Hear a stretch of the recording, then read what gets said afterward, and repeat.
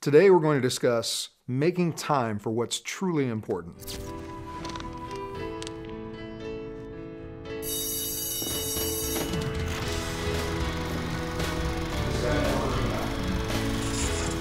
the first step. That's the only way you're ever. A little over a week ago, I was on my way into New York City, and the tone on my BlackBerry went off to let me know that I had an email. Now, I don't know about you, but up until 1992, I had never touched a computer, and I swore I wouldn't. Now I have 2 laptops, 2 desktops, and I walk around with a BlackBerry strapped to my side. I kind of bought into the whole idea that technology was going to make life easier, was going to help me stay connected.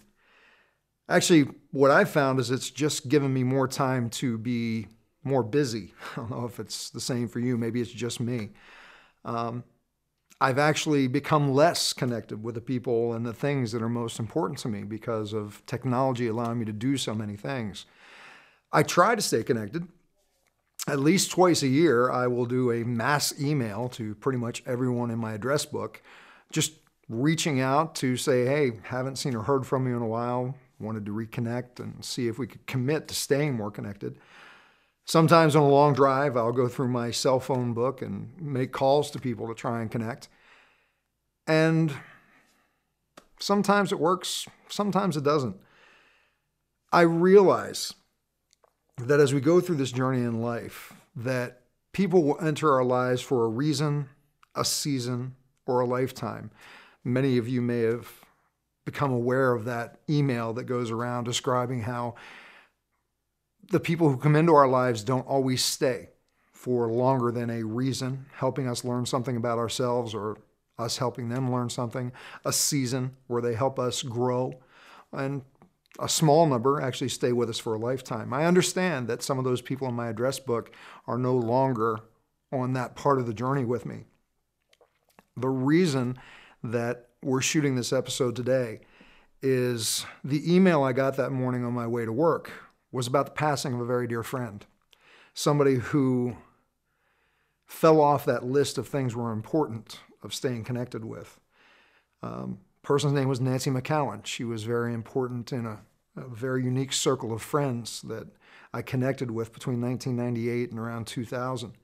And this group of friends did some amazing things. We all supported each other in a spectacular growth period. I could say that pretty much all of us who were in that circle made quantum leaps in our own personal and spiritual development because of the support that we gave each other. And about 5 years ago, I ended up moving from New Jersey, where this group was located, and fell out of contact with a lot of people. I mean, I would see these people weekly. I would connect with these people weekly. And I think the last contact I had with Nancy was probably 5 years ago. The email that day told me that she had been struggling with cancer for some time and had passed away. And as I went through the day of having received that email, I struggled a lot and I couldn't figure out why. And it came to me that I had dropped the ball on what's truly important to me. I've had some great accomplishments in my life. I've succeeded in many areas and overcome a lot of things. And we've all heard the saying before that when a person gets to those last moments of their lives, it's not about the successes they had, the money they earned, but it's about the relationships that they nurtured. And the email about Nancy's passing drove that home for me. So what did I learn from that experience? For me, I'm raising my standards of how I'm going to stay in contact, or at least let the people know in my life who are important to me that they are important. I'm going to make those emails individually go out rather than a mass email weekly and phone calls weekly, because these people are what's important in my life. And I want to let them know. Even if I don't hear back from them, that's not the point of them reciprocating. It's about me reaching out to let other people know they're important. Because whenever I've sent those emails before or made those phone calls, I had that belief system or that thought in my mind that if I don't hear back, it's okay. They know I care, and I know that they care. We're busy. That excuse isn't good enough anymore for me. I need to make sure that I let the people know that they are important.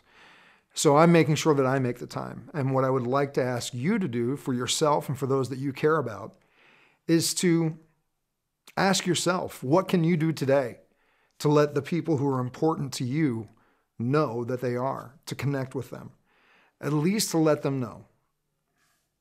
I hope you don't have to have the same experience that I had with the loss of a very dear friend. And we dedicate this episode to Nancy McCowan. Thanks, and we look forward to seeing you again soon.